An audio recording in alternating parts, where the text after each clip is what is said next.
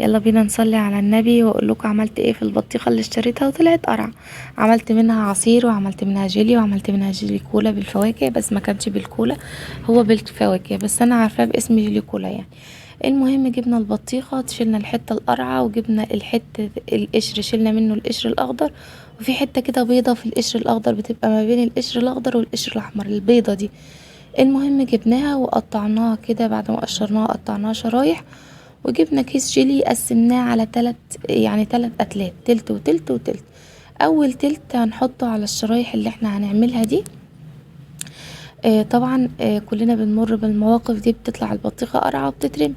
النهاردة بقى هعرفكم ازاي ما ترموهاش وتعملوا بيها ايه. أول حاجة الحتة الجميلة دي شيلوها من وشي، عملنا بيها ايه؟ اللون بتاعها شايفين لذيذ ازاي؟ مش طايقه اشوفه، لونها طلع قرعه. طب هنعمل ايه بقى بالاقرع ده؟ هنروح جايبينه حاطينه في الخلاط وحاطين عليه شويه لون طعام احمر وسكر، وهنضربه في الخلاط ونصفيه، هيبقى عصير زي ما شفت في اول الفيديو. ده بقى اللي طالع من القشر اللي هو ما بين الاحمر وما بين الاخضر.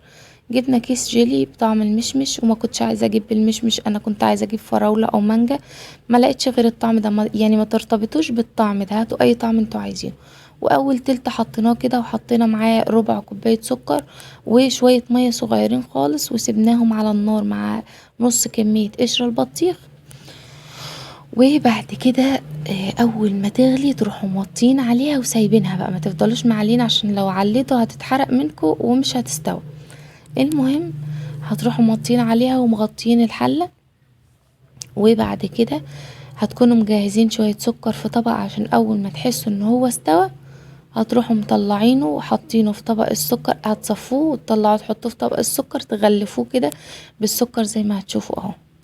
قبل ما الكلام ياخدنا يا ولاد، يا ريت تصلوا على النبي وتشتركوا في قناتي طبخ وتزيين ماما، هكون سعيدة جدا بتعليقاتكم وآرائكم، ويا ريت لو حد جربها يكتب لي في الكومنتات، هكون سعيدة جدا. بعد كده بقى، بعد ما تغلفوها بالسكر هتروح حاطينها بالشكل ده متباعدين عن بعض، عشان يعني تدوهم فرصة ان هما ينشفوا، فاهمين؟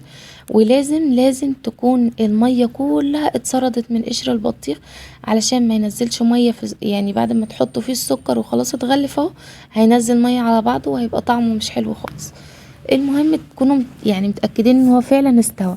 والاكتر بقى ان انتوا تتأكدوا ان الحلة بعيدة عن الاطفال، عشان لو عيل خد حتة ونزلت عليها تلسعه جامد، والموقف ده حصل معايا بس الحمد لله ربنا سترها.